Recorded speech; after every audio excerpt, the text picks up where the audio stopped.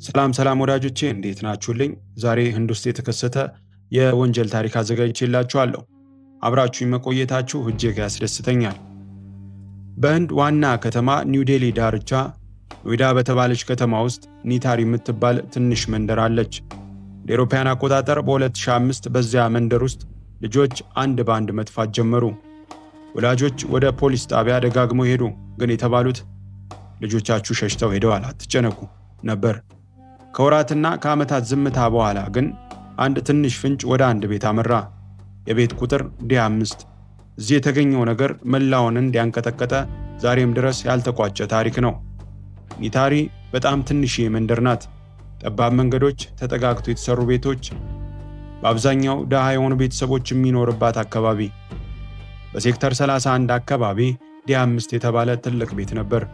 ባለቤቱ ሙኒንደር ሲንግ ፓንዴር የተባለ ሀብታም ነጋዴ ነው። በቤት ውስጥ ደግሞ ሱሪንደር ኮሊ የተባለ የቤት ሰራተኛና ምግብ አብሳይ ነበር። የመጀመሪያው ማንቂያ ደውል የተሰማው የካቲት 8 2005 ነበር። ሪምፓ ሃልዳር የተባለች የ14 ዓመት ልጅ ከቤቷ ጠፋች። ወላጆቿ ደጋግመው ወደ ፖሊስ ቢሄዱም ጉዳዩ በይፋ እንኳ አልተመዘገበም። ከጥቂት ጊዜ በኋላ ኳስ ሲጫወቱ የነበሩ ልጆች ከዲ5 ቤት ጀርባ ባለ ፈሳሽ ማስወገጃ ውስጥ የሰው እጅ የያዘ የፕላስቲክ ከረጢት አገኙ።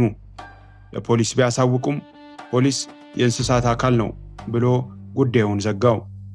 በዚህ ሁኔታ ተጨማሪ ልጆችና ወጣት ሴቶች መጥፋታቸውን ቀጠሉ።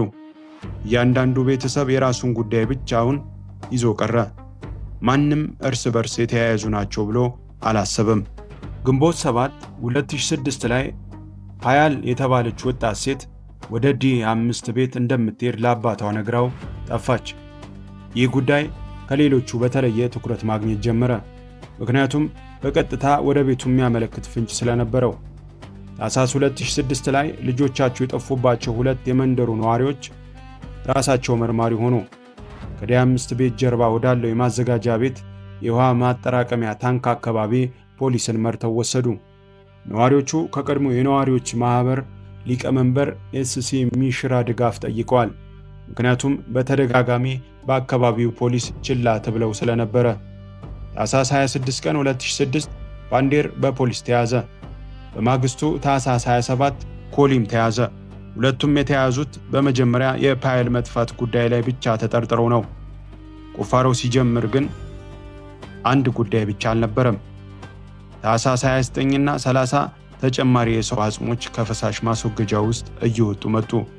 የተገኙት አጽሞች ቁጥር እያደገ ሲሄድ የመንደሩ ቤተሰቦች ፎቶግራፎቻቸውን ይዘው ልጆቻቸውን መፈለግ ጀመሩ። እያንዳንዱ ቤተሰብ ይህ የኔ ልጅ ይሆን እያለ ይጠይቃል። እውነታው ሲወጣ በጣም የሚያናድደው ነገር ግድያዎቹ ራሳቸው ብቻ አልነበሩም።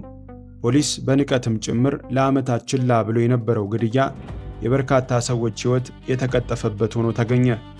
የኖይዳ የከተማው ፖሊስ ኃላፊ ራሱ በመጀመሪያ እነዚህ ጉዳዮች ከወንጀል ጋር ግንኙነት የላቸውም ብሎ ነበር።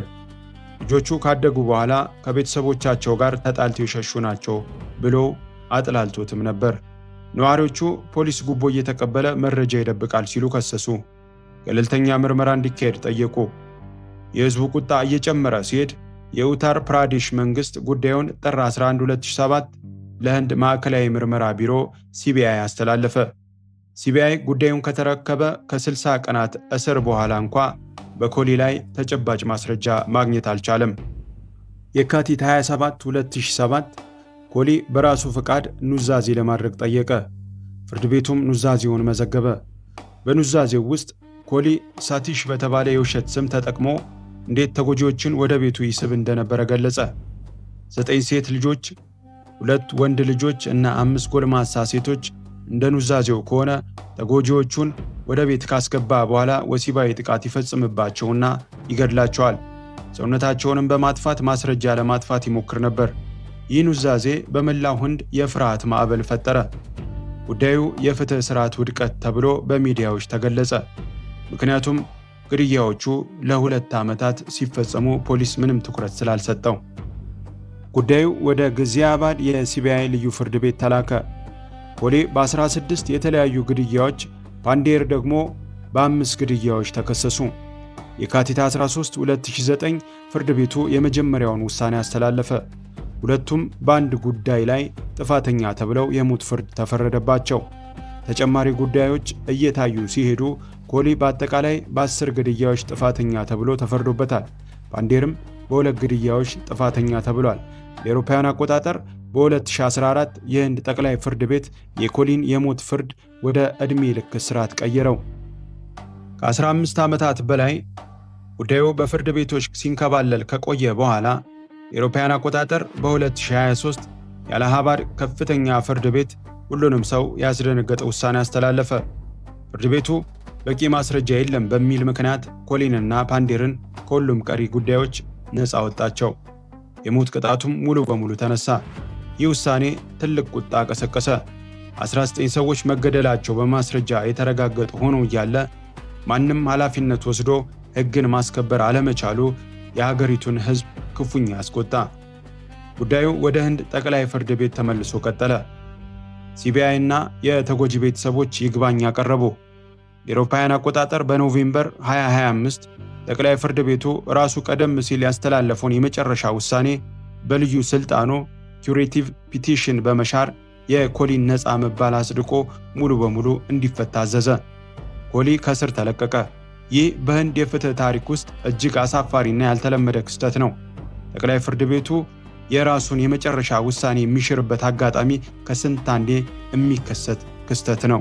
ለተጎጂ ቤተሰቦች ውሳኔው እንደ ሁለተኛ ቁስል ተቆጠረ። ለዓመታት ፍትህ ሲጠባበቁ ኖረው በመጨረሻ ማንም ተጠያቂ ሳይሆን ጉዳዩ ተዘጋ። የህግ ባለሙያዎችና ጋዜጠኞች ጉዳዩን በተደጋጋሚ የፍትህ ስርዓት ውድቀት ምሳሌ ብለው ይጠቅሱታል። በተለይ ስለ ማስረጃ አያያዝ ድክመቶችና ስለ መጀመሪያዎቹ የፖሊስ ምርመራ ጉድለቶች ማብጠልጠል የተለመደ ሆኗል። የኒታሪ ጉዳይ ዛሬም በህንድ ውስጥ ስለ ድሆች ድምፅ ማጣት፣ ስለ ፖሊስ ተጠያቂነትና ስለ ወንጀል ፍትህ ስርዓት ውስንነት ውይይት በሚነሳበት ጊዜ ሁሉ ይጠቀሳል። 19 ቤተሰቦች ልጆቻቸውን አጡ። ለዓመታት ድምፃቸው ችላ ተባለ። በመጨረሻም ማንም በህጋዊ መንገድ ጥፋተኛ ሆኖ አልተገኘም። እውነተኛው ፍትህ የት ደረሰ? ይህ ዛሬም ጥያቄያቸው ነው። አክብራችሁ ስለተከታተላችሁኝ አመሰግናለሁ። በሚቀጥለው እስከምንገናኝ ቸር ይግጠመን።